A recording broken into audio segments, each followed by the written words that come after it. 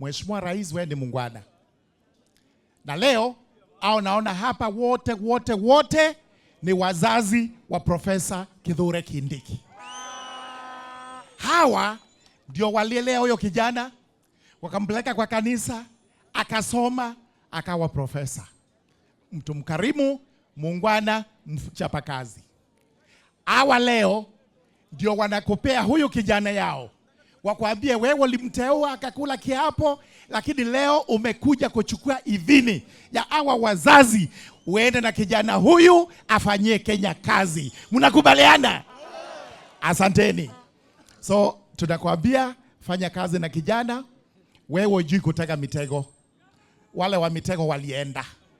Wewe kazi yako ni kufunza huyu kijana sehemu zote za Kenya na umfunze vitabu ya serikali. Hawa anatembea Kenya, anatoa ratiba ya serikali na Wakenya wote wanakuwa wamefurahia.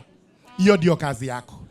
Number 2, Your Excellency, when you were here on the 25th of July last year, ulituahidi sub-county inaitwa Tharaka West.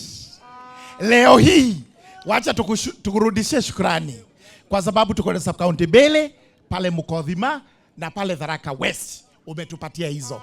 Tunasema asante, ma-DCC wameanza kufika na tunaendelea.